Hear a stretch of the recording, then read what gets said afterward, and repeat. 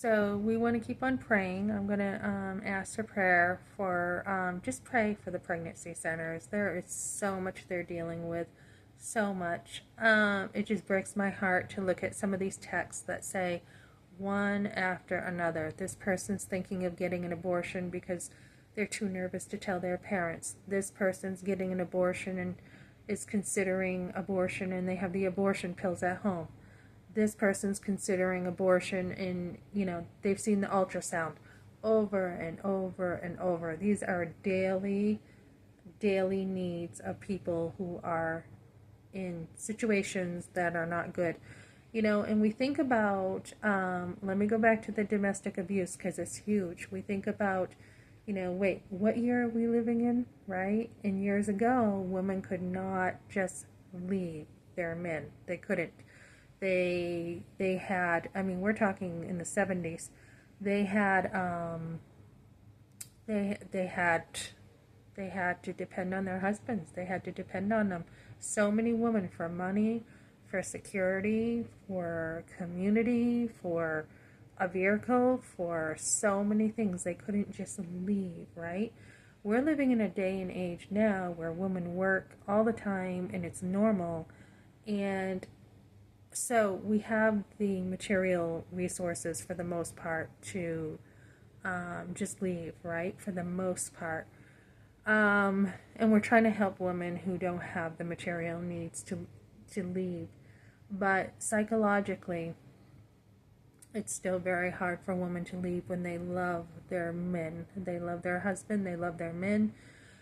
It's tricky because there's a lot of good, and the emotional abuse can be tricky because it's, look, we just had fun and now it's this, and now we had fun again and now it's this. So it's really tricky.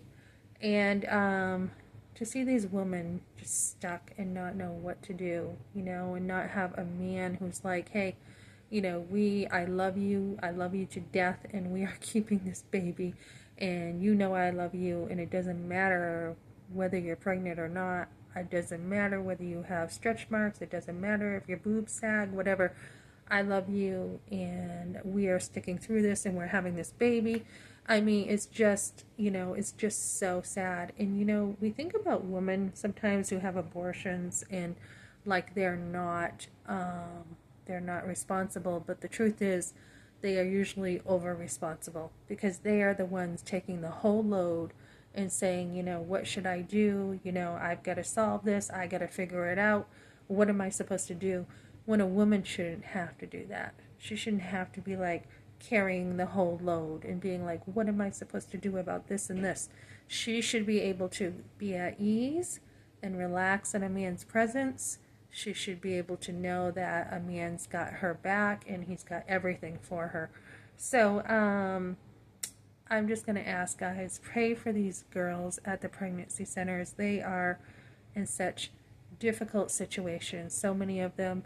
Pray that the pregnancy centers know how to talk to them, how to give counsel, how to help them, because they are going into a ditch that's going to be 2 or 3 more times harder to get out of once they understand what abortion is and the denial, right? And we see like a lot of abortions are just, there's no medicine too. There's not always, anesthesia. They're just done, they're botched, so much is just awful in these situations. So let's pray for these girls. Okay, guys, thanks for joining me.